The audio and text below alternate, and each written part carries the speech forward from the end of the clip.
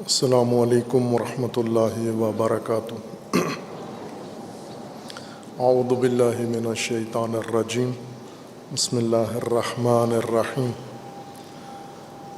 الحمد للہ والصلاة والسلام علی رسول اللہ وآلہ آل اللہ واللعنۃ الدائمۃ علی اعدائہم اعداء اللہ من یوم عداوتہم الی یوم لقاء اللہ۔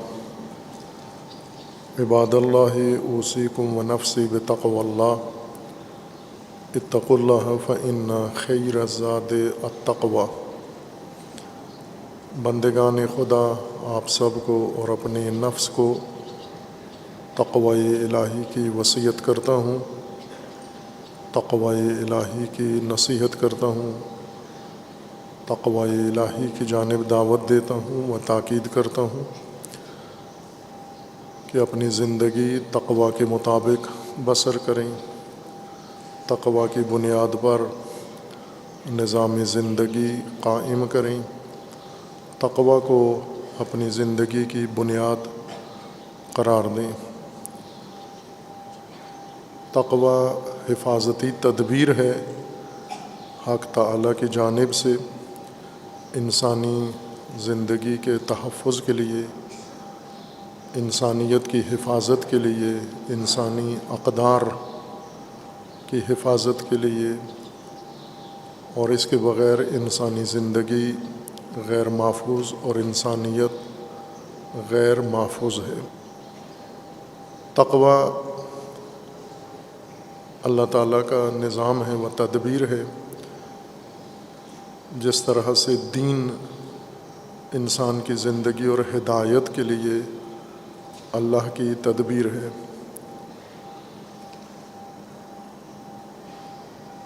اس دین کے اندر جہاں دیگر انسانی حیات کے نظم و انضباط کے لیے اور رشد و تکامل کے لیے اللہ تعالیٰ کی جانب سے ایک مکمل ضابطہ آئین و منشور قرآن کریم کی صورت میں بیان ہوا ہے، جس کی تفسیر و تبیین رسول اللہ صلی اللہ علیہ وآلہ وسلم نے فرمائی ہے، اور اہل البیت علیہ السلام نے اس کی تفسیر بیان فرمائی ہے۔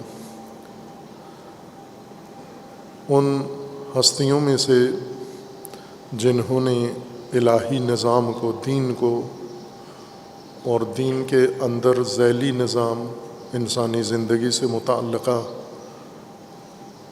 تبیین فرمائے ہیں، حضرت امام جعفر صادق علیہ الصلاۃ والسلام ہیں۔ آج 25 شوال یوم شہادت امام جعفر صادق علیہ الصلاۃ والسلام ہے۔ امام صادق علیہ الصلاۃ والسلام نے دین کی مکمل وہی تفسیر بیان فرمائی ہے جو قرآن کریم میں خداوند تبارک و تعالیٰ نے آئین پیش کیا ہے، دین پیش کیا ہے۔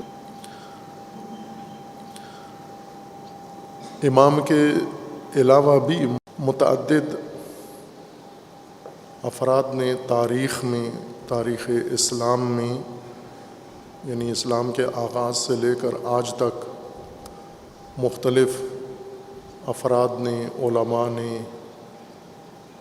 بزرگان نے، فقہاء نے دین کی تبیین و تفسیر کی ہے۔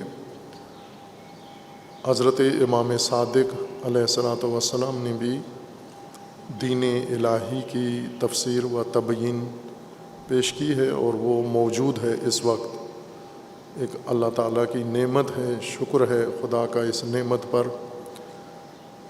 کہ جس طرح نعمت قرآن ہمارے پاس موجود ہے، اسی طرح اہل البیت علیہ السلام کی تبیین دینی و تفسیر دین بھی ہمارے پاس موجود ہے۔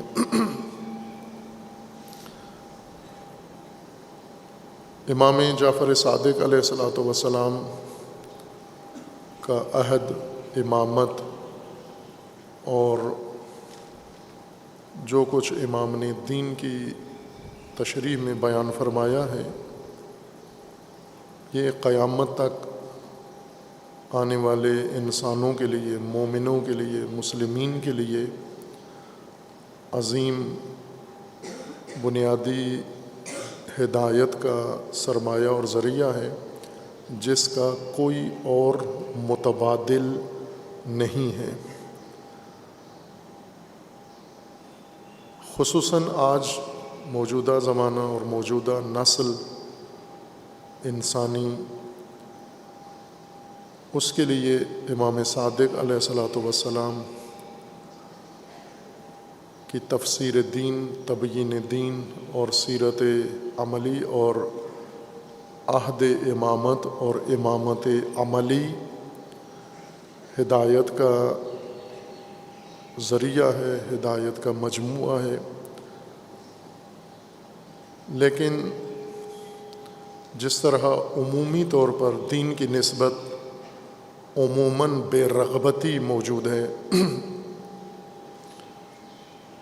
دین کے تمام ابواب کی جانب طرف نسل حاضر میں عمومی بے رغبتی پائی جاتی ہے، اس کے کئی اسباب اور کئی وجوہات ہیں۔ ان میں سے ایک موضوع جو بے رغبتی کا شکار ہوا ہے، ہدف بنا ہے، وہ امام جعفر صادق علیہ الصلاۃ والسلام کی امامت، آپ کی تبیین دین اور آپ کی تشریح دین ہے۔ حتیٰ وہ طبقہ جو توفیق اللہ نے اس کو عطا کی ہے، علماء و طلاب علوم دین، علماء دین اور طلاب علوم دین، ان کے اندر بھی وہ کیفیت محسوس نہیں ہوتی جو ہونا چاہیے امام صادق علیہ الصلاۃ والسلام کی تعلیمات اور آپ کی ہدایات کی نسبت۔ وہ دقت نہیں ہے، وہ غور نہیں ہے، تدبر نہیں ہے اور عمق معرفت میں نہیں ہے جو میدان امام جعفر صادق علیہ الصلاۃ والسلام نے آمادہ کیا تھا محنت کے ساتھ۔ اس میدان میں آئے ضرور ہیں، لیکن اس میدان کا حق و تقاضا اس کا پورا نہیں کر سکے۔ امام جعفر صادق علیہ الصلاۃ والسلام کے ایام میں ایک وہ معمول کا عمل جو عادت کے طور پر خصوصاً شیعہ کے اندر رائج ہو چکا ہے، رواج پا چکا ہے، کہ ہم نے امامت کا حق ادا کرنا ہے۔ اگر ان کا روز وفات و شہادت ہو تو عزاداری، عزا کے ذریعے اور رو کر، اور اسی طرح اگر ان کی ولادت کا موقع ہے تو اس موقع پر ہم جشن منا کے، اور پھر ہر دو مناسبتوں پر اگر شہادت ہے تو عزا کر کے اور لنگر کھا کے پورا حق ائمہ کا ادا ہو جاتا ہے، اور جشن ہو تو اس میں مزید اور مٹھاس بڑھا دی جاتی ہے۔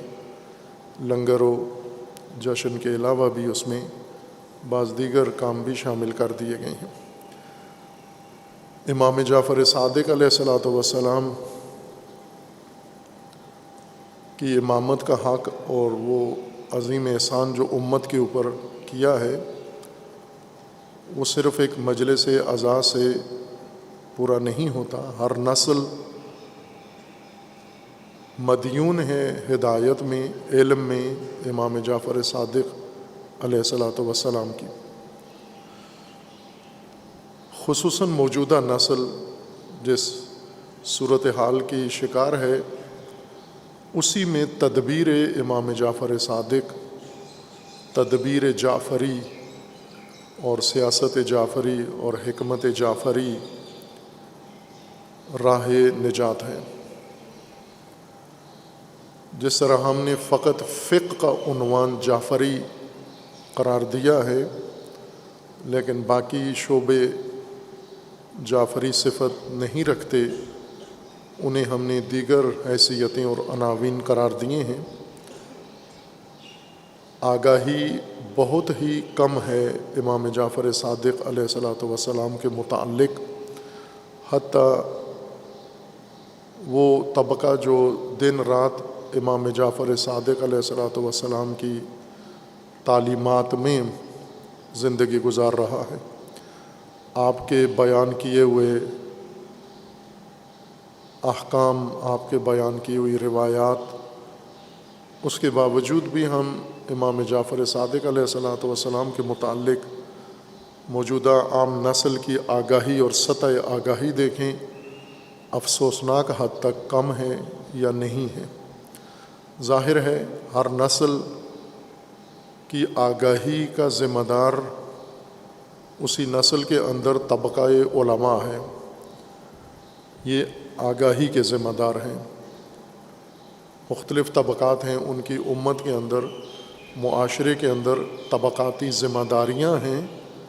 علماء کی ذمہ داری لوگوں کو آگاہی دینا ہے، ہر اس میدان میں جس میں وہ آگاہی چاہتے ہیں۔ آگاہی یعنی شعور، جس میں علم بھی ہو، جس میں بیداری بھی ہو اور جس میں تحریک بھی ہو، ایسی آگاہی جو انسان کو کے ذہن کو کھولے، جو انسان کو مطلع کرے، اس کے علم میں اضافہ کرے اور اس میں حرکت ایجاد کرے۔ یہ آگاہی آج کی نسل میں نہایت کم درجے پر ہے امام صادق علیہ الصلوۃ والسلام جیسی شخصیت کے متعلق۔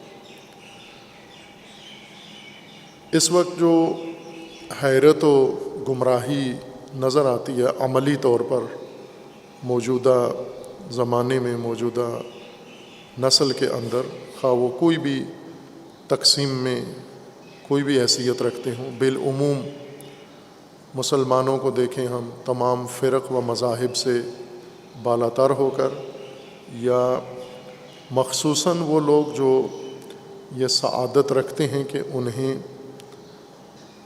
شرف حاصل ہے امام جعفر صادق علیہ الصلوۃ والسلام کے راہرو ہونے کی اور آپ کے پیروکار ہونے کی، وہ زیادہ محتاج ہیں اس آگاہی کا۔ خصوصاً شیعہ نسل حاضر یہ زیادہ محتاج ہے اس شعور و آگاہی کی، اور اس شعور و آگاہی کی نہ یہ موجودہ نسل ضرورت محسوس کرتی ہے، اور نہ ہی اس موجودہ نسل کے علماء اس آگاہی دینے کے لیے تیاری کرتے ہیں اور اپنے آپ کو آمادہ کرتے ہیں کہ موجودہ نسل کا یہ قرض ان کے سروں پر اور ان کی گردنوں پر موجود ہے اور یہ انہیں ادا کرنا ہے اور اتارنا ہے۔ عموماً یہی صورتحال ہے، بڑے جید بزرگ علماء سے لے کر نیچے تک جو مساجد کے ائمہ ہیں، وہ سب کے سب اپنے آپ کو بری و ذمہ سمجھتے ہیں اور دلیل یہ دیتے ہیں کہ لوگوں کے اندر اس آگاہی کے لیے کوئی تقاضا موجود نہیں ہے یا پسند نہیں کرتے اس آگاہی کو۔ میں نے پہلے بھی بارہا یہ مثال دی ہے اور باقی بزرگوں نے بھی دی ہے کہ مؤذن جس کا فریضہ ہے آذان دینا، وہ نمازیوں کی گنتی اور تعداد اور ان کی دلچسپی کو بے معیار قرار دے کر آذان نہیں دیتا، وہ اپنا فریضہ انجام دیتا ہے، فریضہ سمجھ کر یہ کام کرتا ہے، اگرچہ ایک فرد بھی اس آذان پہ مسجد میں نہ آئے، آذان ساقط نہیں ہو جاتی، آذان کا فریضہ ختم نہیں ہو جاتا۔ خب یہی آذان ایک بانگ ہے آگاہی کی، وقت کی اعلان ہے کہ وقت بندگی خدا، عبادت الہی ہے اور اس میں حاضر ہوں۔ غیر حاضر امت، غیر آمادہ امت میں آذانیں عموماً بے اثر ہوتی ہیں، صدا بے سہرا ہوتی ہیں، لیکن مؤذن کا فریضہ مشروط نہیں ہوتا، غیر مشروط ہوتا ہے۔ اسی طرح عالم دین کو آگاہی دینا ہے، اگرچہ امت اس کے لیے، لوگ اس کے لیے تیار نہ ہوں۔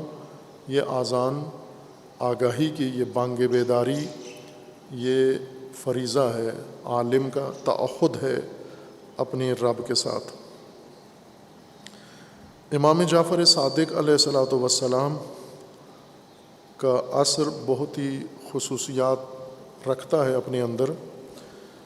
ایک یہ کہ امام صادق علیہ السلام کا پورا زمانہ امامت مملکت اسلامی میں یا مسلمان مملکت میں بحران کا زمانہ تھا، آشوب کا زمانہ تھا اور آشفتگی کا زمانہ تھا۔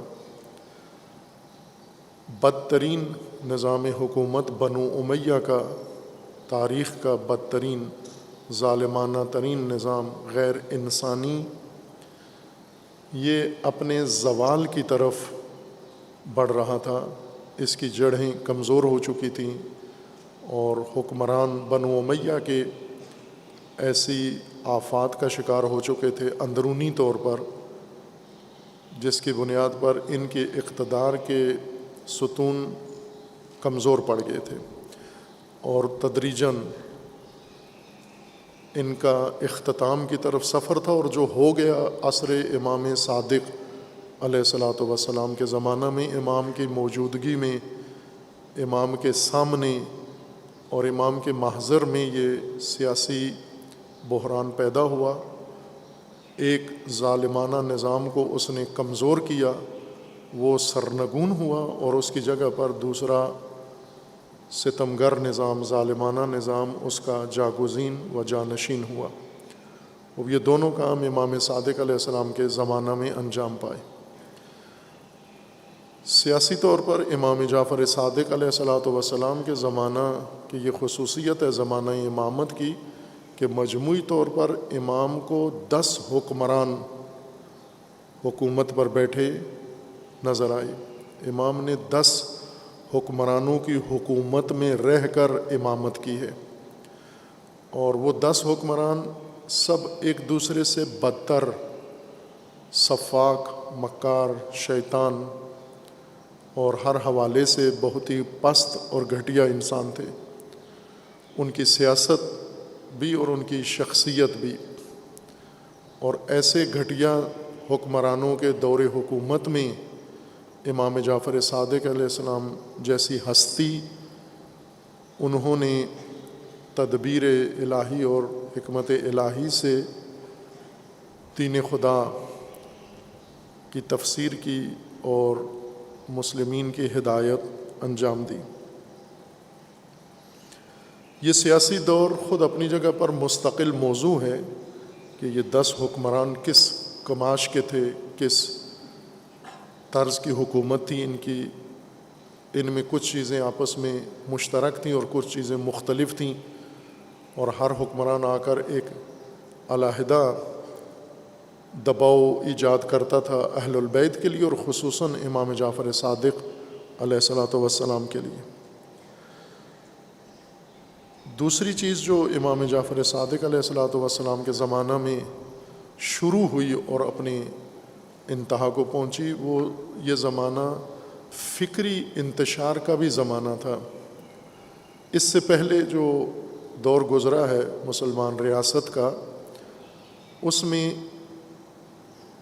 ایک طرح کا جبر و اکراہ تھا اور اختناق تھا، گھٹن تھی، نظریاتی گھٹن تھی اور سیاسی گھٹن تھی۔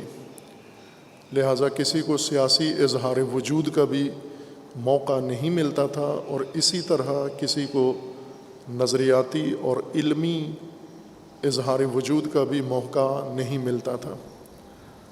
اور یہ سیاست خلیفہ دوم نے باقاعدہ طور پر، شعوری طور پر اختیار کی تھی کہ وہ فتوحات کے ساتھ ساتھ اس طرف متوجہ تھے کہ اگر فتوحات کے ساتھ ساتھ نئے علاقے مفتوح ہو رہے ہیں اور ان کے نظریات، ان کے افکار، ان کے عقائد اگر مسلمانوں میں آئے تو مسلمانوں کی ذہنی حالت منتشر ہو جائے گی۔ اس لیے خلیفہ دوم نے وہ صحابہ جو علمی رجحان رکھتے تھے، جو حدیث زیادہ بیان کرتے تھے یا جو اس طرح کا شوق رکھتے تھے، ان کے مدینہ سے نکلنے پر پابندی تھی۔ وہ فتوحات میں بھی شامل نہیں ہو سکتے تھے، محاذ پہ بھی ان کو جانے کی اجازت نہیں تھی، بلکہ مدینہ سے نکلنے کی اجازت نہیں تھی انہیں۔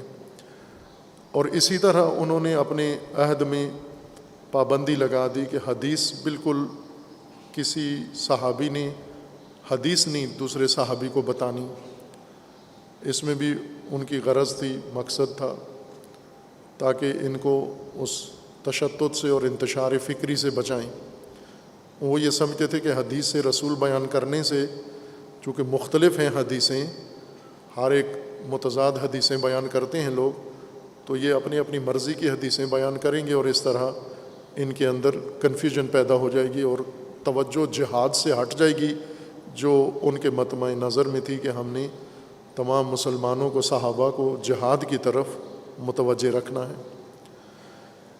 پھر اس کے بعد جو دور خلافت گزرا، اس میں خلیفہ سوم آئے اور انہوں نے اس پہلو سے یہ سیاست جاری رکھی کہ فکری طور پر وہ موقع نہیں تھا، پابند تھے سب، اور سرکاری طور پر ان کے اوپر بہت ساری یہ سختیاں تھیں کہ آپ نے نہ دیگر علاقوں سے کوئی افکار یہاں لانے ہیں اور نہ خود آپس میں اس طرح کے مناظرات اور مباحثات چھیڑنے ہیں۔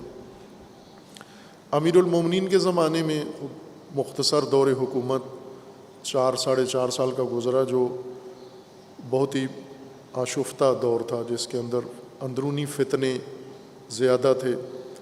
ظاہر ہے جب کسی پوری مملکت کو فتنے لپیٹ میں لے لیتے ہیں تو پھر خود ہی نظریاتی موضوعات سے توجہ ہٹ جاتی ہے اور سب ان بحرانوں کی طرف متوجہ ہو جاتے ہیں۔ باقی جیسے ابھی پاکستان کی موجودہ صورتحال ہے کہ آپ مدرسوں میں جائیں تو بحران زیر باس ہے، یونیورسٹیوں میں بحران زیر باس ہے، اور لائبریریوں میں بحران سیاسی زیر باس ہے۔ جہاں پر بھی جائیں ہر پڑھا لکھا ان پڑھ سب کے سب مصروف ہیں سیاسی بحران میں۔ اب یہی اس وقت بھی تھا، سیاسی بحران نے سب کی توجہ اپنی طرف لگائی ہوئی تھی۔ پھر اس کے بعد بنو امیہ آئے۔ بنو امیہ میں معاویہ کی حکومت ایک بہت ہی استبدادی حکومت تھی، اور تشدد اس کے اندر شدت اتنی زیادہ تھی کہ سرکاری دین کے علاوہ آپ کوئی بات کر ہی نہیں سکتے، اس کی سخت سزا تھی، خصوصاً اہل البیت علیہ السلام کے متعلق، اور آپ کی تعلیم کے مطابق کوئی کسی کو حتی نجی زندگی میں اپنی مسجد میں بھی بات کرنے کی اجازت نہیں تھی۔ یہی گھٹن شروع ہوئی اور پھر بنو امیہ کے پورے دور میں طاری رہی یہ گھٹن، لیکن جب امام صادق علیہ السلام کا زمانہ آیا تو یہ گھٹن ختم ہو گئی، اور اس کی وجہ یہ تھی کہ وہ استبدادی حکومت جنہوں نے یہ گھٹن ایجاد کی تھی وہ خود کمزور پڑ گئی۔ اس کو اقتدار بچانے کے لیے بہت سارے مسائل کا سامنا کرنا پڑا۔ آپس میں بنو امیہ میں شدید اختلاف آ گیا، بنو سفیان و بنو مروان میں آپس میں ٹھن گئی، ان کے آپس میں دیگر قبائل کے ساتھ مشکلات پیدا ہو گئیں، اور مجموعی طور پر حالات ان کے حق میں نہیں رہے۔ اس وجہ سے موقع ملا باقی افکار و نظریات جو باقی سرزمینوں پر تھے، جیسے مسیحی افکار، یہودی افکار، یونانی افکار، فلسفی افکار، کلامی افکار، اور اسی طرح اس زمانے میں جو سائنس یا طب کے جتنے بھی مکاتب یا نظریے تھے وہ سارے، ان سب کو موقع ملا کہ نئی سرزمینوں پر آئیں۔ مسلمانوں نے سفر کیے، تجارتی سفر کیے، سیاحتی سفر کیے، اور ان سب میں یہ علوم اسلامی ماحول میں مسلمان ریاست میں منتقل کیے، اور اس وقت تک کافی حد تک مسلمانوں کی آگاہی بڑھ گئی تھی۔ یعنی ایک حکومت، ایک نظام حکومت ختم ہونے سے اتنا دروازہ کھلا یا اس کے کمزور پڑنے سے یہ موقع ملا۔ اس علمی تداخل تعامل کے نتیجے میں فکری فضا کھلی، علمی فضا کھلی معاشرے کے اندر، اور یہ صرف اس وجہ سے ہوا کہ حکومتی استبداد کم ہوا۔ کم ہونے سے مراد یہ نہیں تھا کہ حکمران سمجھدار ہو گئے تھے، حکمرانوں میں عقل آ گئی یا حکمران علم پسند ہو گئے تھے، بلکہ اس وجہ سے کہ اب استبدادی اختناق اور گھٹن قائم رکھنا ان کے بس میں نہیں تھا۔ وہ جو پہرے لگائے ہوئے تھے کمزور پڑنے کی وجہ سے، وہ پہرہ داری نظریات پر، اعتقاد پر باقی نہیں رکھ سکتے تھے۔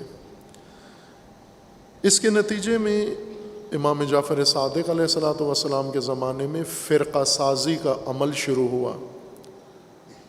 کچھ فرقہ سازی حکومت نے اپنے اقتدار کی خاطر کروائی، بنو امیہ نے، چونکہ کمزور پڑ رہے تھے اور مذہب کا سہارا شروع سے انہوں نے لیا ہوا تھا، دین کو اپنے اقتدار میں استعمال کیا، لیکن جب کمزور پڑے تو انہوں نے اور زیادہ شدت سے مذہب کی بنیاد قرار دے کر فرقہ سازی کا عمل شروع ہوا۔ جتنے بھی فرق بنے ہیں آج موجود ہیں، یہ سب اسی زمانے کے بنے ہوئے ہیں، اسی زمانے میں ان کی تعمیر ہوئی، بنیادیں رکھی گئیں، بعد والوں نے انہی بنیادوں پر فکری اور مذہبی اور مسلکی عمارتیں کھڑی کیں، انہی کو بلند کیا یا انہی کو وسیع کیا انہوں نے۔ پھر نئے فرقے بعد کے زمانوں میں بہت کم ہوئے، بنیادی فرقہ سازی، مسلک سازی وہیں سے شروع ہوئی۔ تشیع امام جعفر صادق علیہ الصلاۃ والسلام کے زمانے تک بہت ہی سیاسی اجتماعی طور پر شدید دباؤ میں رہا ہے۔ کربلا کے بعد امام زین العابدین علیہ الصلاۃ والسلام کے زمانہ امامت میں تشیع عملی طور پر امامت سے کٹ گیا تھا حکومتی تشدد کی وجہ سے۔ چونکہ آج کی زبان میں اگر میں یہ کہوں تو بنو امیہ نے کربلا کے بعد تشیع کو ایک اپنا سیاسی حریف سمجھ کر اہل البیت کو پابندی لگا دی تھی کہ نہ اہل البیت لوگوں میں اپنی فکر پھیلا سکتے ہیں اور نہ ہی لوگ اہل بیت کی طرف رجوع کر سکتے ہیں۔ یہ ماحول بنا دیا گیا۔ اب ایسے میں شیعہ بہت محتاط ہو گئے، احتیاطی پالیسی پر عمل شروع کر دیا کہ ہم جو کچھ بھی کریں کم از کم اپنے امام کے نزدیک نہیں جانا، ورنہ پکڑے جائیں گے، ورنہ فائل بن جائے گی، ورنہ ہم ان کی نظروں میں آ جائیں گے اور ہم پر ستم ہوگا، تشدد ہوگا۔ اور یہ ہوتا بھی تھا، کوئی فرضی بات یا خیالی بات نہیں تھی، اس کا خاصا اہتمام کیا گیا تھا۔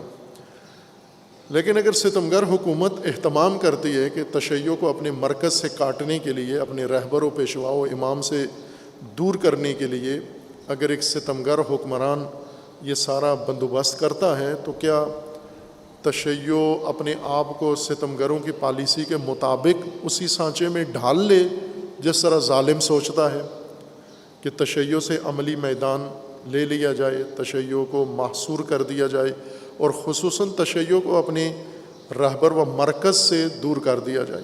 خوب شیعوں نے یہ پالیسی باقاعدہ بنا لی، خصوصاً کوفی شیعوں نے۔ لہٰذا امام صادق علیہ السلام کے زمانے تک شیعہ ائمہ سے کھل کے رابطہ نہیں کرتے تھے، خصوصاً امام سجاد، امام زین العابدین علیہ الصلاۃ والسلام کی زمانہ حکومت میں امام کی موجودگی میں امام غیر متنازع، چونکہ امام کو کہتے تھے یہ حکومتی فائلوں میں متنازع ہیں، لہٰذا غیر متنازع شخصیات کی طرف جاتے تھے۔ غیر متنازع میں سر فہرست محمد ابن حنفیہ، امام زین العابدین علیہ السلام کے چچا محترم، انہیں غیر متنازع سمجھتے تھے، لہٰذا ان کی طرف رجوع کرتے تھے۔ ان کی امامت کے بھی قائل ہو گئے، ان کی مہدویت کے بھی قائل ہو گئے، اور ان کے بائیں کہ وہ خود مائل نہیں تھے، لیکن انہوں نے اپنی احتیاطی سیاست کے تحت یہ کام نکالا، یہ رائے حل نکالا خود کو محفوظ رکھنے کے لیے۔ بہت ہی گھٹن کا زمانہ تھا، اور اس طرح سے کہ امام زین العابدین علیہ السلام نے تمام دور امامت تنہائی میں بسر کیا ہے۔ شیعوں کے ہوتے ہوئے وہ تعداد بھی تشیع کی وسیع تھی، زیادہ تھی، اور ان کے ہوتے ہوئے امام نے دور امامت تنہائی میں گزارا ہے۔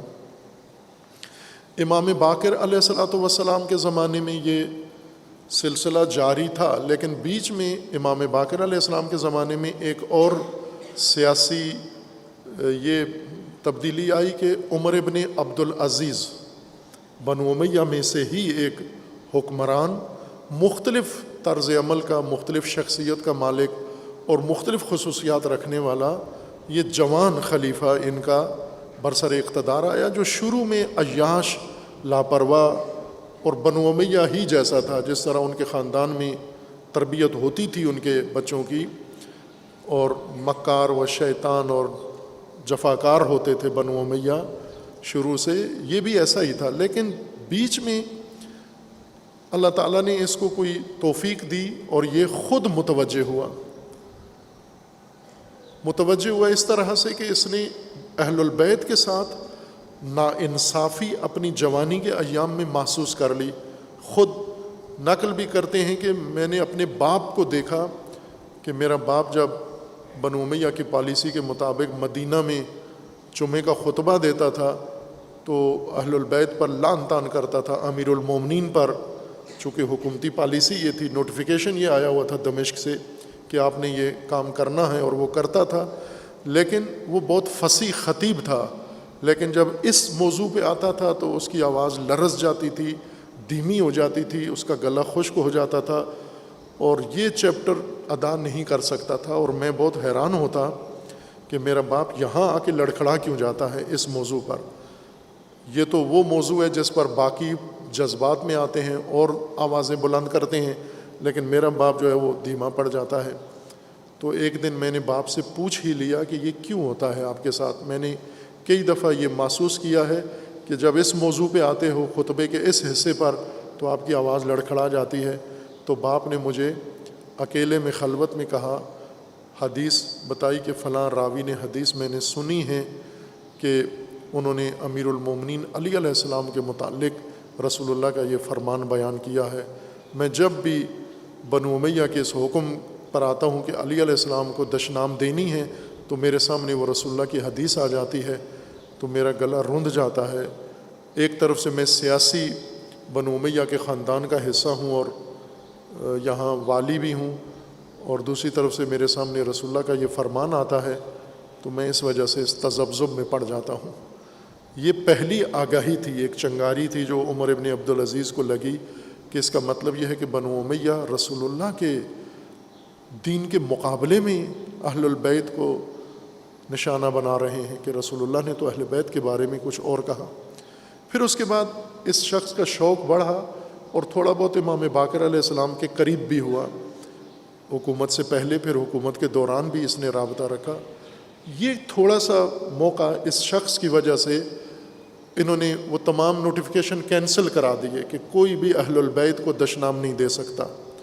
حکومتی باقاعدہ آرڈر جاری کر کے پوری مملکت کے اندر کہ کسی کو حق نہیں بنتا کہ اہل بیت کو برا کہے، یہ بنو امیہ کے خلیفہ نے کہا۔ اور پھر اور بھی اسی طرح فدق، وہ جائیداد وہ واپس کر دی اولاد حضرت زہرا کو، اس وقت جو لوگ تھے ان کو واپس کر دی کہ یہ ان کا حق ہے، یہ ان سے چھینا گیا ہے اور یہ انہی کو ملنا چاہیے۔ یہ خود بنو امیہ کے خلیفہ نے یہ کام کیا۔ بہرکیف یہ ایک استثنائی مورد تھا کہ ایک شخصیت وہی کہ خاندان ستمگر ہے، ظالم ہے، لیکن ہوتا ہے ستمگر خاندانوں میں بھی کبھی ایسے افراد نکل آتے ہیں، اور بعض اوقات پاکیزہ خاندانوں میں بھی ستمگر لوگ پیدا ہو جاتے ہیں۔ یہ فارمولہ نہیں ہے کہ ستمگر میں ہمیشہ ستم ہی رہے گا یا ایک عادل خاندان میں ہمیشہ عدالت ہی رہے گی۔ دونوں مثالیں قرآن نے بھی پیش کی ہیں اور تجربے میں بھی موجود ہیں، تاریخ میں بھی موجود ہیں۔ امام باقر علیہ الصلوۃ والسلام کے زمانے میں تھوڑی نرمی اس حد تک ہوئی کہ حکومتی عمر ابن عبد العزیز کی کوششوں سے اور احکامات سے وہ گھٹن تھوڑی کم ہوئی، اور امام باقر علیہ السلام نے اس فرصت سے استفادہ کر کے اور دین کی تشریح و تبیین شروع کی۔ لیکن میدان اس وقت ہموار ہوا جب دور امامت امام صادق علیہ السلام شروع ہوا۔ بعد میں جو عمر ابن عبدالعزیز کا جانشین آیا، اس نے آ کر وہ تمام احکامات جو اہل بیت کے حق میں عمر ابن عبدالعزیز نے صادر کیے تھے وہ کینسل کرا دیے، اور دوبارہ وہی دشنام اور وہی تان اور وہی سب کچھ پھر لاگو کرا دیا۔ امام جعفر صادق علیہ الصلوۃ والسلام ایک ایسے زمانے میں رہبری اور امامت شروع کی جب شیعہ اس گھٹن کی وجہ سے بہت کچھ ذہنی طور پر اور مزاجی طور پر اپنی حالت بدل چکے تھے، یعنی امامت کے متعلق یا اپنے دین کے متعلق، اپنے مذہب کے متعلق ان کے مزاج بالکل بدل چکے تھے۔ محتاط پالیسیوں کے مطابق، محتاط رویے کے مطابق، جیسے ابھی بھی ہیں بعض شیعہ دفتروں میں سرکاری ملازمین ہیں، اپنی پروموشن کے لیے، اپنے ملازمت کے مفادات کے لیے، ترقی کے لیے وہ اپنا مذہب چھپا کے رکھتے ہیں، اور یہی پھر اس کا مذہب جو پالیسی کے طور پر، حکمت عملی کے طور پر کسی دفتر میں یہ کام کرتا ہے، یہی اس کا مستقل مزاج بن جاتا ہے۔ وہ ریٹائرمنٹ کے بعد اپنے گھر میں، اپنے رشتہ داروں میں وہ ایک اس طرح کا کنفیوز شیعہ بن جاتا ہے جس پر کوئی چیز واضح نہیں ہوتی، چونکہ اس نے دین کو چھپایا ہے اور دین کو ترک کیا ہے تاکہ اس کو ملازمت میں ترقی مل جائے۔ اس کے بدلے میں کچھ ایسے ہوتے تھے جو یہ ساری چیزیں قربان کر دیتے تھے، انہیں پھانسی بھی چڑھا دیا جاتا تھا، لیکن اہل البیت سے دستبردار نہیں ہوتے تھے۔ ایسے مفتی بھی موجود ہوتے ہیں جو شیعہ کو ایسی رہنمائی کرتے ہیں کہ آپ اپنے ملازمتوں کے لیے، ویزے کے لیے اور ٹھیکوں کے لیے آپ اپنے مذہب کو تبدیل بھی کر سکتے ہیں، چھپا بھی سکتے ہیں۔ ظاہر ہے مفتیوں کو میں نے پہلے یہ واقعہ ذکر کیا ہے کہ ابھی یہ موجود ہیں مراجع تقلید میں سے آیت اللہ العظمیٰ مکارم شیرازی دامہ ظل العالی، بہت معروف مراجع تقلید میں سے، اللہ تعالیٰ ان کی حفاظت فرمائے، صحت و سلامتی عطا فرمائے۔ انہوں نے یہ واقعہ میں نے خود ان سے سنا ہے ایک ان کے ٹی وی پروگرام میں، کہ انہوں نے فرمایا تھا کہ ایک شخص ڈاکٹر آیا میرے پاس، اس نے آ کر مجھے کہا کہ ایک فتویٰ دیں آپ، اور اس فتوے کے بدلے میں اب وہ رقم میرے ذہن میں نہیں ہے اعداد و شمار، لیکن بھاری رقم تھی، کہ میں آپ کو $1 کروڑ ابھی دیتا ہوں اور پھر ماہانہ یا سالانہ اتنے $1 ملین آپ کو دیا کروں گا اگر یہ فتویٰ آپ دے دیں۔ فتویٰ کیا تھا؟ فتویٰ یہ دیں کہ عورتیں، حاملہ عورتیں جن کے پیٹ میں بچے ہیں، یہ اپنے بچے کا جنین سقط کر سکتی ہیں، یعنی بچہ پیدا نہ ہونے دیں، جائز ہے ان کے لیے، اپنی تعلیم کی خاطر، اپنی صحت کی خاطر، اپنے مسائل کی خاطر یہ جنین سقط جنین کر سکتی ہیں، یہ حمل اپنا گرا سکتی ہیں، یہ فتویٰ آپ دے دیں۔ تو انہوں نے کہا کہ آپ کو اس فتوے سے کیا ملے گا؟ تو انہوں نے کہا کہ چونکہ میرے ایک کمپنی ہے یا کسی لیبارٹری یا کمپنی سے میرا ٹھیکہ ہے، انہیں جنین کا خون چاہیے، جنین کا خون طب میں اور بہت سارے اس میں بڑا اہمیت رکھتا ہے، باقاعدہ بینک بنا ہوا ہے، اس وقت ورلڈ بینک ہے، مختلف ممالک نے بنایا ہوا ہے کہ جنین کی ناف سے جو خون نکالا جاتا ہے وہ بہت بنیادی کاموں میں استعمال ہوتا ہے۔ تو کہا کہ ہمیں وہ چاہیے، ہر جنین سے چند گرام خون نکالتے ہیں، اور وہ جنین تو مرا ہوا ہوتا ہے یا مر جاتا ہے، لیکن خون اس کا محفوظ کر لیتے ہیں اور اس سے پھر بڑے تجارت کرتے ہیں یہ۔ تو انہوں نے کہا کہ ہم نے یہ کام کرنا ہے، اس تجارت سے آپ کو اتنا حصہ آپ کا خمس کے طور پر آپ کو دیا جائے گا، انکم ہوگی، بچت ہوگی، اس بچت کا جو 5واں حصہ ہوگا وہ $کروڑوں بنتا ہے، وہ ہم آپ کو دیں گے۔ یہ انہوں نے خود اپنی زبانی سنایا، ممکن ہے یہ انٹرنیٹ پر یہ کلپ ان کا موجود ہو، یا خود پوچھ سکتے ہیں، تصدیق کر سکتے ہیں کہ ایسے افراد موجود ہوتے ہیں جو علماء کو یہ لالچ دے کر ان سے اپنی مرضی کے تجارتی فتاویٰ لے لیتے ہیں، سیاسی فتاویٰ لے لیتے ہیں۔ خوب ایسا ہی شیعوں کو بھی مل جاتے ہیں ایسے مفتی جو طاغوتوں کے ساتھ، فاسد حکومتوں کے ساتھ سمجھوتے کے لیے ان کو فتاویٰ دے دیتے ہیں، جواباً یہ ہوتا ہے کہ وہ خمس انہی کے پاس جمع کراتے ہیں آ کر۔ یہ آغا مکارم شیرازی نے خود اپنی زبان سے یہ واقعہ بیان فرمایا، اور پھر کہا کہ میں نے اس پر تان کی، لان کی اس کو کہ تو اتنا بے دین انسان ہے، اور مجھے آ کر تجھے جرت کیسے ہوئی کہ مجھے آ کر تو یہ وسوسہ کر رہا ہے، یہ توقع مجھ سے رکھتا ہے کہ میں اس طرح کی بات کروں۔ امام جعفر صادق علیہ الصلوۃ والسلام کے زمانے میں شیعہ وہ محتاط رویے کے تحت آ رہے تھے اور اہل بیت سے دوری کو اپنے لیے بقا کا ذریعہ سمجھتے تھے کہ جتنا امام سے اور مرکز سے دور رہیں نظروں میں نہیں آئیں گے، پوشیدہ رہیں گے، ہم محفوظ رہیں گے۔ اور متبادل انہوں نے ڈھونڈ لیے تھے ایسے۔ امام جعفر صادق علیہ السلام کے خاندان میں امام کے بھائی، امام صادق علیہ السلام کے بھائی کو رہنما چن لیا، چونکہ ان پر حکومت کو حساسیت نہیں تھی۔ امام صادق علیہ السلام کے چچا اور چچا کے بیٹے، چچا زاد بھائی کو رہبر مان لیا اور ان کے ساتھ جا کر جڑ گئے۔ اور اسی طرح بہت سارے اور ایسے اہل خاندان بنو ہاشم سے ایسے افراد تھے، اہل بیت کے خاندان سے ایسے افراد تھے جو امام صادق علیہ السلام کے زمانے میں لیڈر بنے، سیاسی گروپ بنایا شیعوں کا، اور انہوں نے بعضوں نے حکومت کے ساتھ، بعضوں نے حزب مخالف کے ساتھ مل کر فوائد حاصل کیے، اور امام صادق علیہ السلام کا بائیکاٹ رکھا انہوں نے، کیونکہ امام صادق علیہ السلام کے قریب جائیں گے فائل بن جائے گی ہماری۔ یہ حالت لوگوں کی تھی اس وقت۔ ایک اور جو کام امام صادق علیہ السلام کے زمانے میں تھا، تشیع کے اندر فتنے کھڑے ہوئے، اور ان میں سب سے نمایاں فتنہ غلو کا تھا، غالیوں کا تھا۔ اس سے پہلے غالی موجود تھے لیکن دبے ہوئے تھے، دباؤ میں تھے بہت سارے۔ ایک تو حکومت کے دباؤ میں تھے، ظاہر غالی اہل بیت کے بارے میں غلو کرتے ہیں۔ شیعہ اہل بیت کو ولی سمجھتا ہے، امام سمجھتا ہے، غالی نعوذ باللہ اہل البیت کو اللہ سمجھتا ہے، خدا سمجھتا ہے، یا اللہ کی صفات سے متصف سمجھتا ہے۔ خوب یہ غالی ہے۔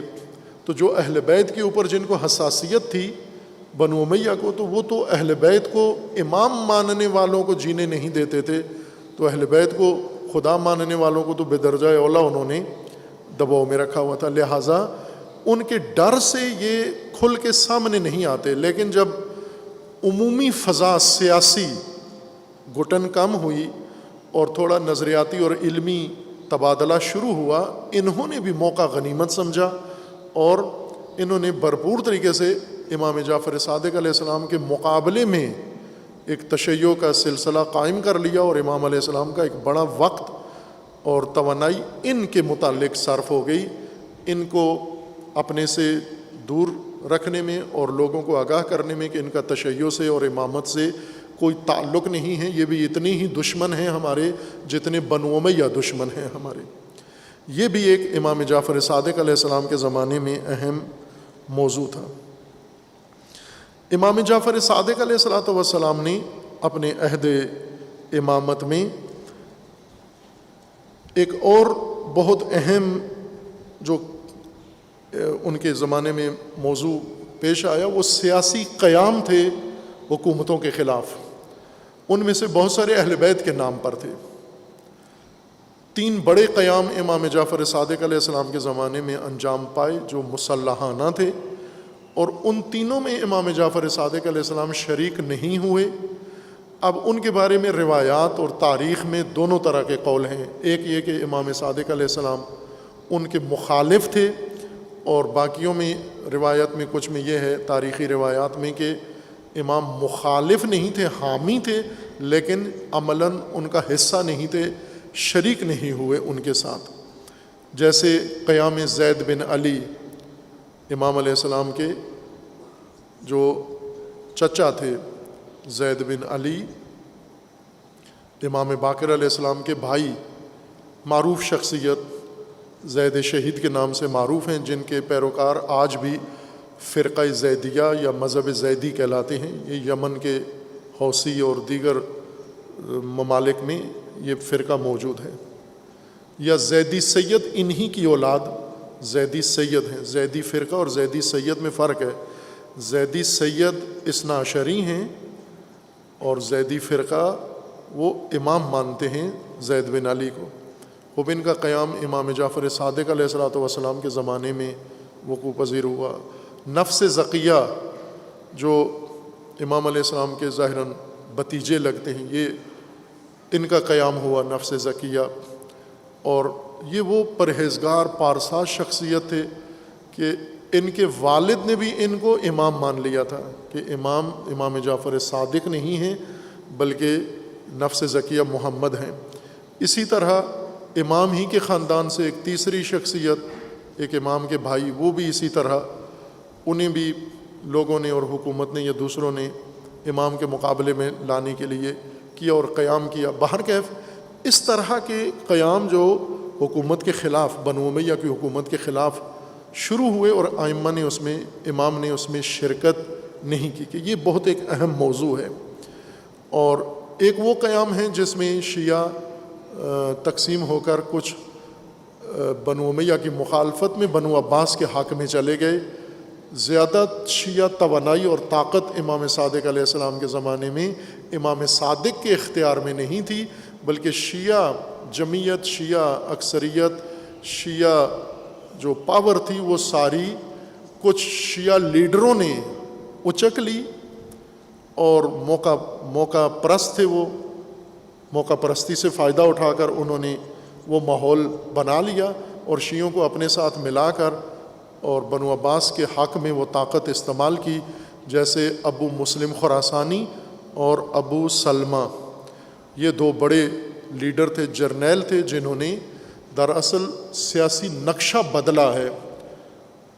جو میں بارہا اشارہ کرتا ہوں کہ شیعہ تاریخی طاقت اگر درست استعمال ہوتی، اگر ابو مسلم و ابو سلمہ بنو امیہ کو نابود کر کے بنو عباس کو تخت پہ بٹھا سکتے ہیں، تو اگر یہ دو بندے خیانت کار نہ ہوتے تو کیا امام صادق علیہ السلام کو نہیں اقتدار دلوا سکتے تھے؟ جو تمام طاقت تشیع کی استعمال کر کے ایک طاغوت کی جگہ دوسرا طاغوت لے آتے ہیں، اور امام کے ہوتے ہوئے یہ تاریخی مواقع آئے ہیں جہاں شیعہ نے جب چاہا ہے اپنی طاقت کا اظہار کرنا، نقشہ بدل دیا ہے۔ جیسے مختار ثقفی نے امام معصوم کے ہوتے ہوئے شیعہ طاقت اکٹھی کر کے نقشہ بدل دیا، اس شہر کا جو بہت مضبوط گڑھ بن گیا تھا بنو امیہ کا، اس نے نقشہ بدل دیا۔ لیکن یہ طاقت کبھی بھی امامت کے ساتھ متصل نہیں ہوئی، منسلک نہیں ہوئی، امامت سے ہمیشہ دور ہی رہے اور دوسروں کے ہاتھوں میں استعمال ہوئے۔ یہ شیعہ طاقت سیاست میں ان لوگوں کے ہاتھوں میں استعمال ہوئے، اور بڑا انہوں نے کردار، تاریخی فیصلہ کن کردار ادا کیا ہے۔ چند موضوعات اور ہیں، میں دوسرے خطبے میں ان کو پیگیری کر کے یوں سمجھیں کہ یہ امام جعفر صادق علیہ السلام کے عصر اور امامت کی سرخیاں ہیں، ہیڈ لائنز ہیں، جن کو تفصیل سے بحث کرنے کی ضرورت ہے۔ اللہ تعالی ہمیں انشاءاللہ اس نعمت کی قدردانی کی توفیق عطا فرمائے۔ اگر اس وقت امام جعفر صادق علیہ السلام کا دین و مذہب ہمیں سمجھ میں نہیں آیا تو موجودہ نسل کوشش کرے کہ کم از کم ان چیزوں سے باہر آ جائے جس میں اس زمانے کا تشیع ڈوب گیا تھا، آج کا تشیع اس سے باہر آ جائے، اور امام صادق علیہ السلام کے مکتب و حکمت کو سمجھ کر وہ کردار ادا کریں جو امام صادق علیہ السلام کو مطلوب تھا اور پسند کرتے تھے، چاہتے تھے، جس طرح اپنے شیعہ کو دیکھنا۔ اعوذ باللہ من الشیطان الرجیم، بسم اللہ الرحمن الرحیم، انا اعطیناک الکوثر فصل لربک وانحر ان شانئک هو الابتر۔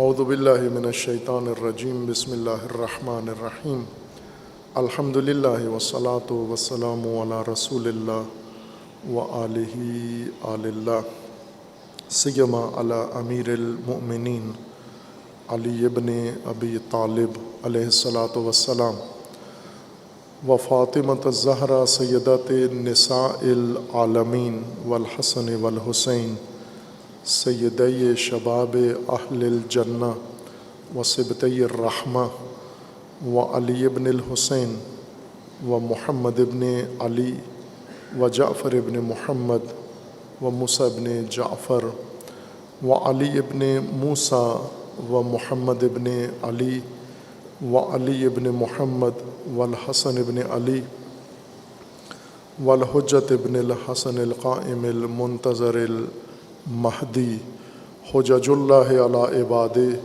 و امناؤہ فی بلادہ واللعن علی اعدائہم اجمعین من الآن الی قیام یوم الدین۔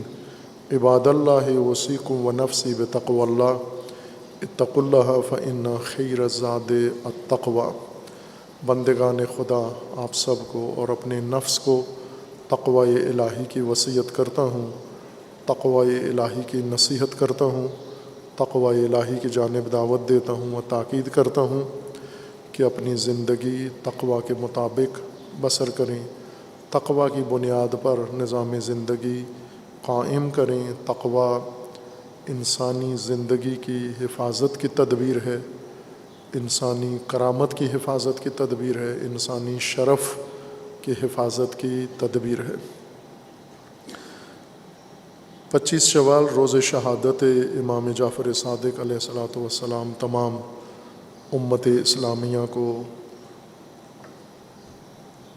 تسلیت و تعزیت عرض ہے، اور دعا ہے اللہ تعالیٰ کی بارگاہ میں کہ ہمیں پروردگار قرآن و اہل البیت اور بالخصوص تعلیمات امام جعفر صادق علیہ الصلاۃ والسلام کی فہم عطا فرمائے اور ان کے مطابق زندگی کی توفیق عطا فرمائے انشاءاللہ۔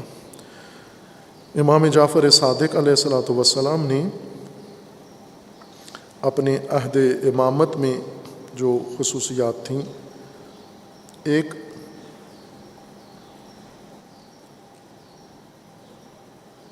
امام کے زمانے میں اہل سنت، چونکہ ایک وسعت آئی، ایک میدان ہموار ہوا، اور یہ بہت اہم بات یہ ہے کہ سیاسی آشفتگی، سیاسی بحران جس طرح سے بہت ساری فرصتیں اور مواقع انسان سے چھین لیتا ہے، جیسے ابھی ہم ایک بحران زدہ ملک میں ہیں، سیاسی طور پر، معیشتی طور پر، امنیتی طور پر بحرانی ترین مملکت میں ہم رہ رہے ہیں، اور بحرانی ترین دور پاکستان اپنی تاریخ کا گزار رہا ہے۔ بحرانوں میں امام صادق علیہ السلام کی سیرت، امام صادق علیہ السلام کی رہبری اور امام صادق علیہ السلام کا عمل رہنما ہے اپنے پیروکاروں کے لیے، کہ بحران یوں نہیں کہ سب کچھ آپ کے لیے مٹا دیتے ہیں، بلکہ بحران بہت ساری فرصتیں آپ کے لیے فراہم بھی کرتے ہیں۔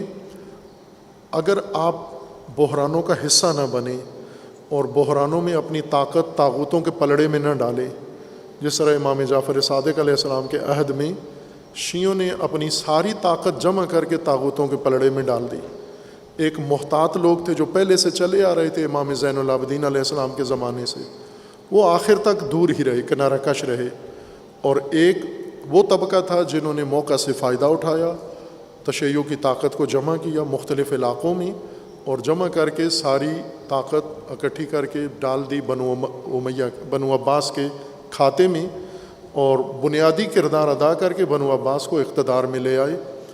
اور ایسے میں امام صادق علیہ السلام کو باقاعدہ سیاسی میٹنگوں میں جبراً بلاتے تھے، اور بلا کر انہیں کہتے تھے کہ آپ اپنے بھتیجے یا اپنے چچا زاد کے ہاتھ پر بیعت کریں کہ وہ مہدی زمان ہے۔ امام جعفر صادق علیہ السلام کو مجبور کرتے تھے کہ یہ مہدی زمان ہے، آپ بیعت کریں۔ یعنی اس میٹنگ میں کون شامل تھا؟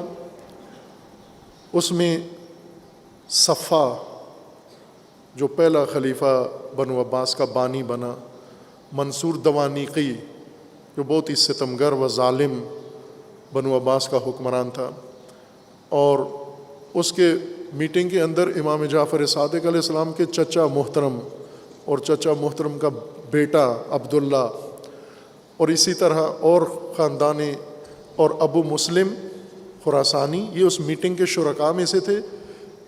ایک خفیہ جگہ پر یہ میٹنگ ہوئی، اور رات کے سناٹے میں، اور بیعت ہوئی اس عبداللہ کے ہاتھ، محمد کے ہاتھ پر، اور اس میں امام صادق علیہ السلام کو خصوصیت کے ساتھ پہلے امام نے انکار کیا، لیکن انہوں نے پھر ماحول ایسا بنایا کہ امام کو اس میں جانا پڑا، اور وہاں امام کو مجبور کیا کہ آپ بیعت کریں اس شخص کے ہاتھ پر۔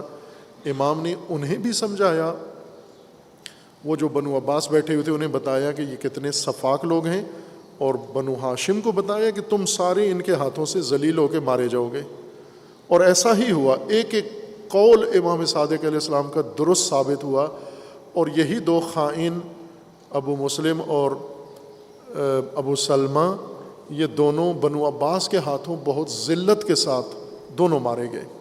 آپس میں بھی ان کا اختلاف تھا، دو پارٹیاں تھیں شیعوں کی، یہ دونوں بنو عباس کو ان کے اعتماد کو حاصل کرنے کے لیے زیادہ سے زیادہ خیانت کرنے پہ تلے ہوئے تھے، اور تمام شیعہ طاقت جمع کر کے انہوں نے ان کے کھاتے میں ڈال دی۔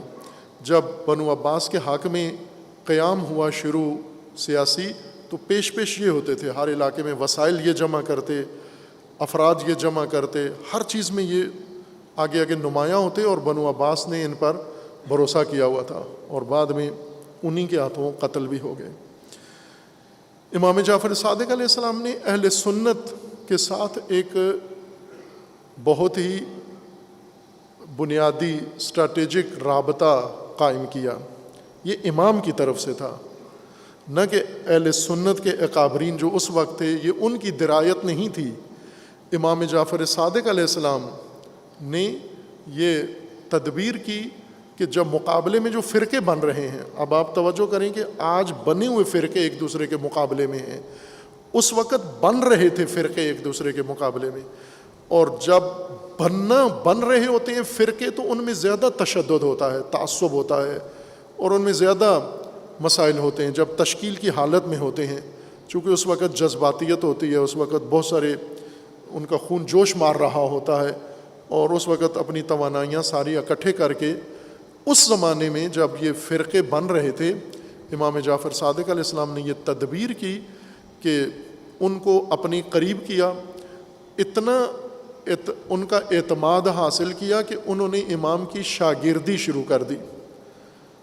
سنی ہوتے ہوئے امام کے مذہب پر نہیں تھے، مسلک امامت پر نہیں تھے، لیکن امام کے پاس اپنی تعلیم تکمیل کرنے کے لیے آئے، اور امام سے درخواستیں کر کے اجازت مانگی، اور امام نے دی، اور امام نے بھی ان کا خصوصی خیال رکھا۔ یہ نہیں کہ انہیں اپنے درس میں بٹھا کے ان کی اہانت کی، ان کی توہین کی اور ان کو سرکوب کیا، نہ، اس طرح سے ان کو اپنے ساتھ رکھا کہ یہی طاقت جو بے شک نظریاتی طور پر وہ امامت کے مسلک سے نہیں ہیں، لیکن امام نے ان کو یوں نہیں کہ غیر مسلم بھی قرار دے کر اور ان سے دوری اختیار کی ہو، لہٰذا ایک تدبیر کے ساتھ امام علیہ السلام نے ایک بڑی جماعت اہل سنت کی اپنے گرد جمع کر لی، اکٹھی کر لی۔ یہ جو کہا جاتا ہے 4000 شاگرد امام جعفر صادق علیہ السلام کے تھے، یہ 4000 شاگردوں میں اکثریت اہل سنت تھے۔ شیعہ بہت قلیل تھے، شیعہ تو محتاط تھے، وہ تو کہتے تھے اگر ہم امام صادق کے مدرسے میں جائیں گے تو ہمارا نام فائلوں میں آ جائے گا، ہمارے پیچھے حکومتیں پڑ جائیں گی، لہٰذا وہ تو کتراتے تھے۔ یہ اہل سنت کو یہ تھا کہ امام جعفر صادق علیہ السلام کا مدرسہ اتنا محکم مستحکم تھا علمی طور پر کہ اس کی ڈگری اس زمانے کی سب سے ٹاپ سند سمجھی جاتی تھی۔ سند کاغذ کی نہیں دیتے تھے، یہی نسبت ہو جانا کہ فلاں شخص شاگرد ہے امام جعفر صادق علیہ السلام کا۔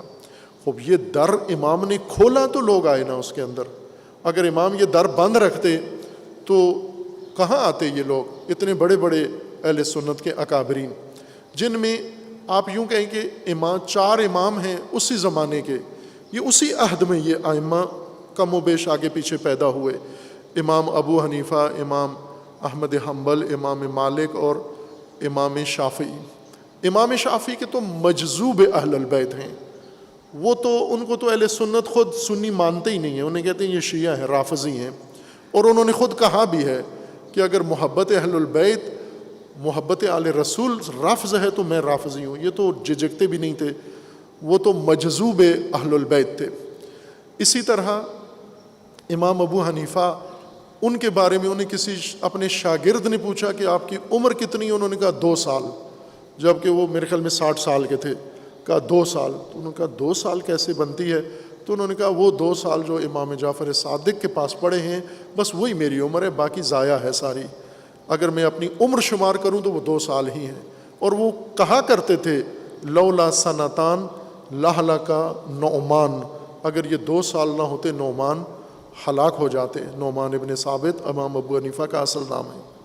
اسی طرح دیگر امام مالک باقاعدہ شاگردی پہ فخر کرتے ہیں. آج یعنی امام ابو حنیفہ بائیں کہ مستقل اپنا ایک مذہب مسلک بنایا، لیکن امام صادق علیہ السلام کی شاگردی کو فخر سمجھتے ہیں اپنے لیے، بلکہ یہ بنیاد سمجھتے ہیں. تو آج پاکستان کے اندر حنفیت زیادہ ہے، امام ابو حنیفہ کے پیروکار پاکستان میں زیادہ ہیں. کچھ ہیں ایسے لوگ جو حنبلی کہلاتے ہیں اپنے آپ کو، لیکن وہ زیادہ تائید لیتے ہیں امام احمد حنبل سے، ان کے پیروکار نہیں ہیں. جس طرح سلفی ہیں اہل حدیث، یہ نہ مالکی ہیں، نہ حنبلی ہیں، نہ شافعی ہیں، نہ حنفی ہیں. یہ ان چاروں ائمہ کو نہیں مانتے چونکہ یہ مقلد ہی نہیں ہیں، غیر مقلد ہیں اہل حدیث.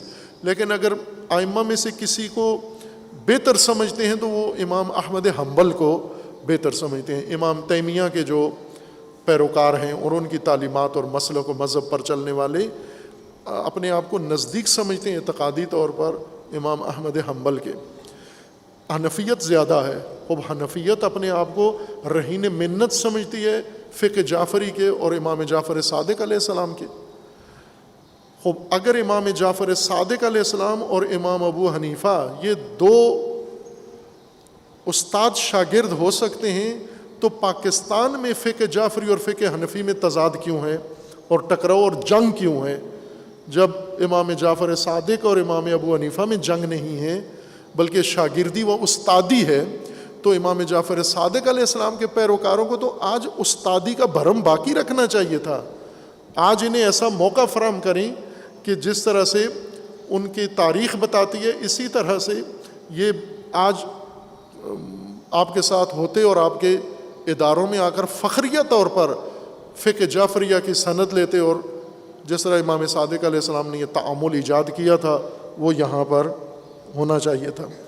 یعنی میں آپ کی خدمت میں امام جعفر صادق علیہ السلام کے دور کی خصوصیات، اس دور کی یہ سرخیاں اور ہیڈ لائنز بیان کر رہا ہوں، نہ اس لیے کہ تاریخ سے آپ آگاہ ہو جائیں، اس لیے کہ آج کے زمانے کے زندہ رہنے کے قابل ہو جائیں، جعفری فقہ کے مطابق بن جائیں، جعفری بن جائیں، جعفری امام جعفر کے پیروکار کہلانے کے قابل ہو جائیں اور امام جعفر صادق علیہ السلام کا راستہ اپنائیں. امام جعفر صادق علیہ السلام کا نام لے کے ابو مسلم کے پیچھے نہ چلیں، ابو سلمہ کے پیچھے نہ چلیں. وہ لوگ نہ بنے جو امام جعفر صادق علیہ السلام سے دوری کو اپنی بقا سمجھتے ہیں.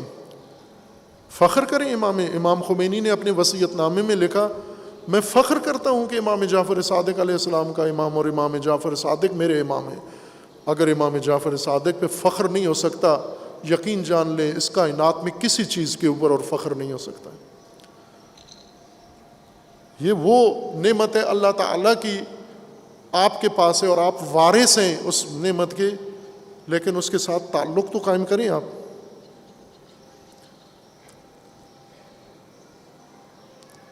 امام نے جو ایک بہت عظیم کام کیا، بہت بنیادی کام کیا کہ بحرانوں میں، مملکت بحرانوں میں اور آشوب کا شکار ہے. ہو بہو پاکستان سمجھ لیں. آج کا پاکستان یہ تصویر ہے عملی امام جعفر صادق علیہ الصلاۃ والسلام کے زمانے کی.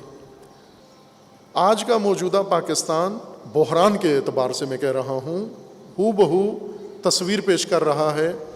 وہی سیاست، وہی حکمران، وہی سلسلے اور وہی تشیع مکمل طور پر آج کا پاکستان تصویر پیش کر رہے اس زمانے کی.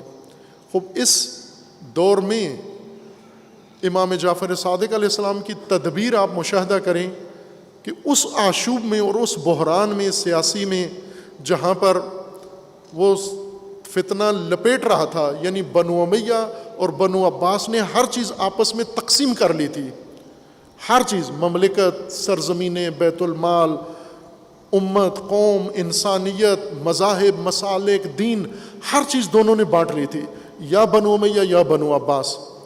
اور اس زمانے میں نافہم اور نادان لوگ وہ سارے یا ادھر یا ادھر انہی دو دستوں میں اور انہی دو پارٹیوں میں تقسیم ہو چکے تھے. امام صادق علیہ السلام نے یہ ان کے لیے ممنوع قرار دیا یہ راستہ. یہ دونوں خطا کار ہیں، دونوں باطل ہیں، یہ دونوں باطل ہیں. کلاہما فی النار. یہ جو انقلابیت کے نعرے بنو عباس لگاتے ہیں یہ جہنمی ہیں، یہ بنو عباس. اور وہ بنو امیہ جو بدنام ہیں اور قاتلین کربلا ہیں جہنمی ہیں یہ بنو امیہ. کسی دلیل کے ذریعے سے آپ ان دونوں کے ساتھ اپنا تعلق نہیں جوڑ سکتے. لیکن عملی طور پر ایسے ہوا، شیعہ تقسیم ہو کے بنو عباس کی ضد، بنو امیہ کی ضد میں آ کر بنو عباس کے ساتھ جا ملے اور اس کو اپنے لیے سمجھ رہے تھے کہ ہم بہت بڑا کوئی کارنامہ انجام دے رہے ہیں. اور امام صادق علیہ السلام نے نفرت کی. ابو مسلم خراسانی نے اور ابو سلمہ نے خط لکھا. ابو سلمہ ایک کمانڈر تھا بڑا، اور اس نے بڑی جمعیت اکٹھی کر کے لاکھوں لوگ شیعہ جمع کر کے لشکر بنا کے اس نے بنو عباس کو تقویت دی. اور اس سے زیادہ ابو مسلم خراسانی نے. ان کی حالت یہ تھی کہ ایک شخص ابو سلمہ کا پیغام لے کر امام جعفر صادق علیہ السلام کے پاس پہنچا، اور پیغام یہ تھا کہ ہم نے یہ طاقت ساری اکٹھی کر لی ہے، تو اگر آپ بھی ہمارے ساتھ آ ملیں تو ہم آخر میں اینڈ پہ جا کر یہ ساری طاقت آپ کے اختیار میں قرار دیں گے. تو شخص نے آ کر کہا، پوچھا کہ کون ہیں آپ؟ تو اس نے کہا میں ابو سلمہ، آپ کے شیعہ ابو سلمہ کا نمائندہ ہوں. امام نے فرمایا کہ جھوٹ نہ بول، ابو سلمہ میرا شیعہ نہیں ہے، نہیں ہے، وہ جعلی شخص ہے. ابو مسلم خراسانی نے خط لکھا، اس کا قاصد خط لے کے گیا اور جا کر امام کے ہاتھ میں تھمایا. رات کا وقت تھا، امام کے ہاتھ میں خط دیا. امام نے کہا کہ چراغ لے کر آؤ. وہ خوش ہوا کہ چراغ لے کے امام پڑھیں گے اس خط کو، اندھیرا ہے. وہ چراغ جب آیا تو امام نے پڑھے بغیر وہ خط اس چراغ پہ جلا دیا. تو اس نے کہا جواب دو. کہا یہ دیکھا ہے، یہ جواب ہے نا میرا، یہ جو اس کو جا کر یہ جواب دو میرا. یہ سیاست تھی امام جعفر صادق علیہ السلام کی کہ بحرانوں میں اور آشوب میں آپ نے کرنا کیا ہے، فریضہ کیا ہے، اور فرصتیں بحران آپ کو کیا فراہم کرتے ہیں. امام جعفر صادق علیہ السلام نے یہ کام کیا. اختناق، پیچھے جو گھٹن میں شیعہ آ رہے تھے، دبے ہوئے تھے، اور شیعہ کی تعلیم و تربیت کا عمل رکا ہوا تھا، خصوصاً کربلا کے بعد، چونکہ شیعہ خود محتاط ہو گیا تھا، شیعہ امامت سے دور ہو گیا تھا. یہ پالیسی بنا لی تھی انہوں نے کہ ہم نے امام سے دور نہیں ہونا. آج بھی ایسا ہے، آج بھی نظام ولایت سے دوری کو شیعہ اپنی بقا سمجھتا ہے کہ اگر آپ نے ولایت کے ساتھ کوئی تعلق قائم کیا تو آپ مشکوک ہو گئے ہو، آپ کے اوپر مسئلہ بن جائے کہ جتنا ہو سکتا ہے دور رہو، دور رہنے میں تمہاری بقا ہے. یہ ان کے مولوی، ان کے مفتی، یہ سب ان کو یہی تلقین کرتے ہیں، جتنا ہو سکتا ہے امام جعفر صادق سے دور رہو تاکہ آپ کی ملازمتیں، آپ کے کھیت، آپ کی منڈیاں، آپ کے کاروبار، ملازمتیں سب محفوظ رہیں. یہ ان کی مفتیوں کے بتائے ہوئے راستے تھے ان کو. اور ان کو امام زین العابدین کے مقابلے میں کہا کہ محمد بن حنفیہ بھی تو امام ہے نا، ان میں کیا کمی ہے؟ خوب آپ کو اگر فتویٰ ہی چاہیے تو امام حنفیہ سے لے لو، جا کر لے لیتے تھے جا کر. ٹھیک ہے کہ اگر ہم نے وہ امام جو اللہ کی طرف سے ہم پر حجت ہے اس کے ساتھ جانے میں خطرہ ہے تو ہم الگ سے امام بنا لیتے ہیں، مجتہد بنا لیتے ہیں، مرجع تقلید بنا لیتے ہیں، جس کے ساتھ تعلق سے ہم صفائی بھی رہے گی، کلیئر بھی رہیں گے، لبرل بھی رہیں گے، شدت پسند بھی نہیں ہوں گے، اعتماد بھی حاصل ہوگا ہمیں. یہ رویہ کس کا تشیع کی سیرت بن گیا ہے؟ یہ امام صادق علیہ السلام کا رویہ نہیں ہے. امام صادق علیہ السلام نے جو سب سے بڑا کام کیا، جو آج کی نسل کو کرنا ہے اس بحران زدہ ملک کے اندر، امام نے بکھرے ہوئے سسٹم کو دوبارہ جمع کر کے، اور خصوصاً اب جب کہ امامت سے لوگ سارے ہی دور ہیں، بنو امیہ بنو عباس دشمن ہیں، اہل سنت مخالف ہیں، شیعہ محتاط ہیں، اور شیعہ اپنی طاقت نادانی کی وجہ سے دشمن کے پلڑے میں ڈال چکے ہیں، تو امام صادق اب کیا کریں؟ اب تنہائی میں کیا کریں؟ تنہائی میں بھی بہت کچھ ہو سکتا ہے. کیا کریں کہ چلیں امامت نافذ نہیں ہو سکتی، لیکن نظریہ امامت مدون کر کے اور پورا نظام امامت تدوین کر کے آئیڈیالوجی بنا کر مکتب بنا کر اس کو محفوظ تو کر لیں کہ یہ نہ ہو کہ اس فرقہ سازی میں وہ دب ہی جائے، محو ہی ہو جائے، ختم ہی ہو جائے، اگلی نسل بھول ہی جائے کہ امامت کا بھی ایک نظام تھا، ولایت کا بھی ایک نظام تھا، اور رسول اللہ صلی اللہ علیہ وآلہ وسلم نے یہ بھی ہمیں سکھایا تھا، اور امام علی کی امامت و ولایت بھی دین کا ایک حصہ تھا اور اللہ کا فرمان تھا. لہٰذا امام صادق علیہ السلام نے اس عہد میں یہ کام کیا. خوب امام نے کس سے استفادہ کیا؟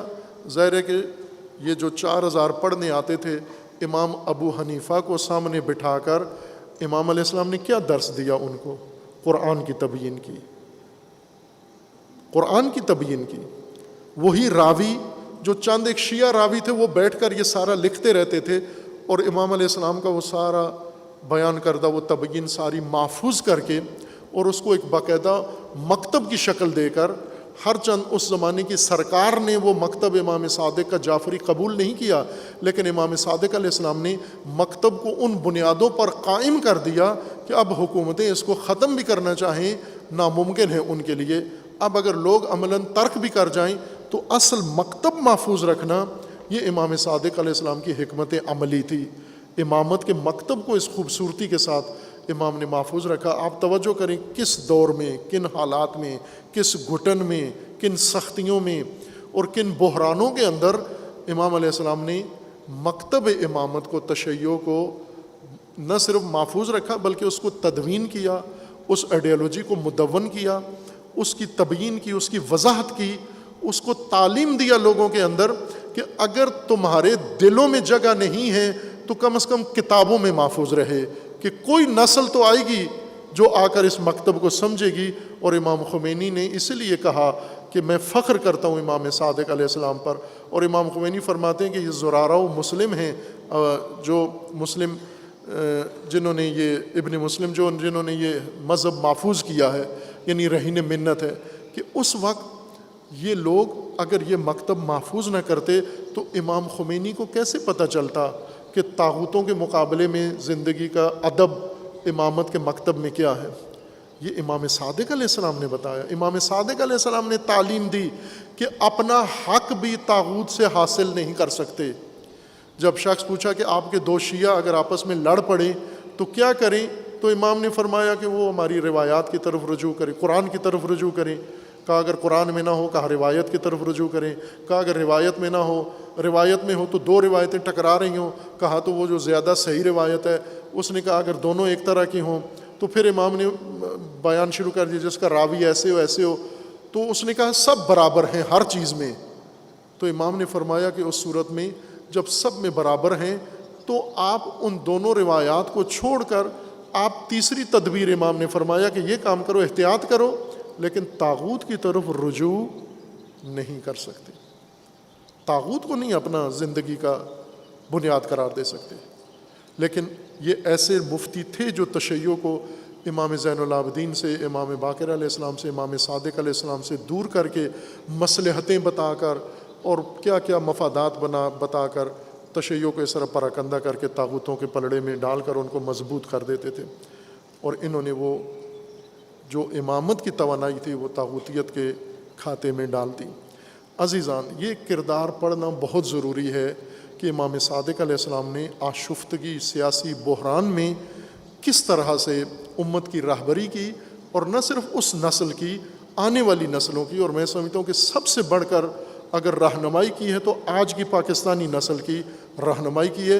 یہ نسل ضرور پڑھیں امام صادق علیہ السلام کا عہد، امام صادق علیہ السلام کے اقدامات، امام صادق علیہ السلام کی تعلیمات، اور امام صادق علیہ السلام نے جس طرح دیگر مذاہب اور مسالک و فرقوں کے ساتھ جو روابط اور جو تعامل رکھا، اس طرح سے کہ ان کو اپنا رہین منت بنا لیا، ان کو اپنا شاکر بنا لیا، اس طرح سے کہ وہ فخر کرتے ہیں امام صادق علیہ السلام کے ساتھ تعلق پر اور امام صادق علیہ السلام کے شاگردی پر.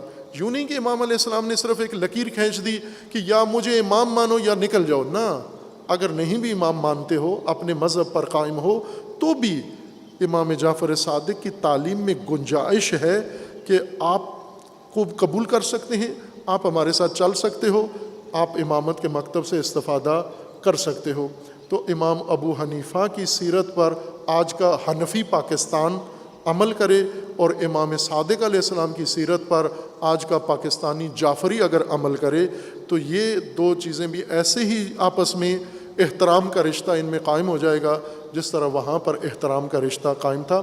در عین حال امام صادق علیہ السلام یوں نہیں کہ اتنا احترام کرتے تھے کہ امام ابو حنیفہ کو ان کی غلطیاں نہیں بتاتے تھے، باقاعدہ پوچھتے تھے کہ مجھے بتاؤ فتویٰ کیسے دیتے ہو؟ امام ابو حنیفہ کہتے میں اس بنیاد پر، امام سختی سے کہتے کہ یہ غلط مبنا ہے، اس کے مطابق فتویٰ نہیں دینا آپ کو۔ اور یہ ایک استاد شاگرد کا ایک آپس میں تعامل تھا۔ یہ باہر کے وہ اپنی جگہ ہے، علمی مباحثہ، علمی مناظرہ اور علمی باپ اپنی جگہ کھلا ہوا ہے۔ یوں نہیں ہے کہ اگر ہم نظریہ ایک نہیں ہے تو پھر کوئی چیز ایک نہیں ہے، نہ عزیزان من، بعض چیزوں میں اگر فی الجملہ اختلاف بھی ہے۔ اور یوں بھی نہیں تھا کہ ایک مسلک نماز پڑھتا ہے دوسرا نہیں پڑھتا، ایک قبلہ کی طرف پڑھتا ہے دوسرا قبلہ کو پشت کرتا ہے، ایک روزے رکھتا ہے دوسرا کھانا کھاتا ہے، یوں تو نہیں تھا نا۔ آپ اگر جستجو کریں تو آپ کو بہت ساری چیزیں مشترک نظر آتی۔ امام ابو حنیفہ کو کیا نظر آیا امام صادق میں جو پڑھتے تھے ان کے پاس آ کر؟ اس لیے کہ انہیں نظر آتا تھا کہ جو میری تعلیمات میں ہے وہ سارا امام صادق علیہ السلام کی بھی نظر آتا ہے سارا، اس لیے تو وہ پڑھنے آتے تھے۔ اور امام صادق علیہ السلام بھی دیکھتے تھے کہ یہ بہت سارے کاموں میں وہی کام کرتے ہیں جو میں کہہ رہا ہوں، جو امام صادق کہہ رہے تھے وہی وہ کر رہے تھے۔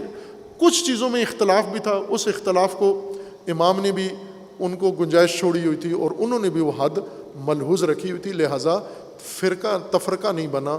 لیکن امام علیہ السلام نے اس فرصت سے فائدہ اٹھا کر وہ احسان عظیم کر دیا تاریخ میں آنے والے مسلمانوں اور مومنوں کے اوپر، جس دسترخوان پہ آج ہم بیٹھے ہیں، یہ فقہ جعفری، یہ مکتب جعفری، یہ شریعت جعفری، یہ اللہ تعالیٰ کی عظیم نعمت ہے۔ سلام اللہ وصلاۃہ علیہ۔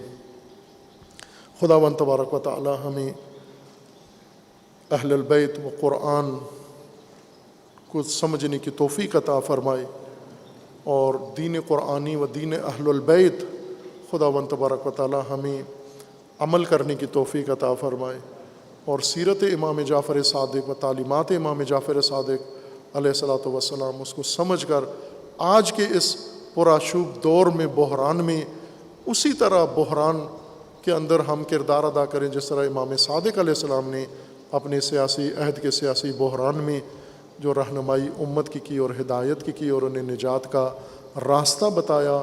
آج کی امت کے نجات کا راستہ بھی امام صادق علیہ الصلاۃ والسلام کی تعلیمات ہیں اور جامع ہیں۔ امام نے سیاست بھی کر کے دکھائی کہ طاغوتوں کے زمانے میں سیاست کیا کس کو کہتے ہیں، سیاست غلط سیاست کی مذمت بھی کی، وہ بھی امام نے بتایا، مخالف فرقوں کے ساتھ رابطے کا طریقہ بھی بتایا عملی، اور اپنی ضرورتوں کو پورا کیا۔ یعنی کوئی پہلو ایسا نہیں ہے امام علیہ السلام کے عصر میں حیات میں جس میں امام نے ہمارے لیے رہنمائی اور ہدایت نہ چھوڑی ہو۔ اور آج کی مملکت میں دیکھتا ہوں اور عصر امام جعفر صادق علیہ السلام کو، تو یہ ملک آج تصویر ہے۔ کمی کس کی ہے کہ قافلہ حجاز میں ایک حسین بھی نہیں، گرچہ ہے تابدار ابھی گیسو یہ دجلہ و فرات۔ امام جعفر صادق کے نام پر خمس لیے جا رہے ہیں، مدرسے بنائے جا رہے ہیں اور فوائد حاصل کیے جا رہے ہیں، لیکن امام جعفر صادق علیہ السلام کا رویہ اور عمل اور تدبیر اس کی طرف توجہ نہیں ہے۔ اللہ تعالیٰ توفیق دے کہ انشاءاللہ یہ کام اس امت کے اندر نمایاں ہو، اس کو پیش کریں۔ یہ سنی کے لیے بھی نجات ہے، شیعہ کے لیے بھی نجات ہے، سیاسیوں کے لیے بھی نجات ہے۔ اللہ تعالیٰ پاکستان کی حفاظت فرمائے انشاءاللہ۔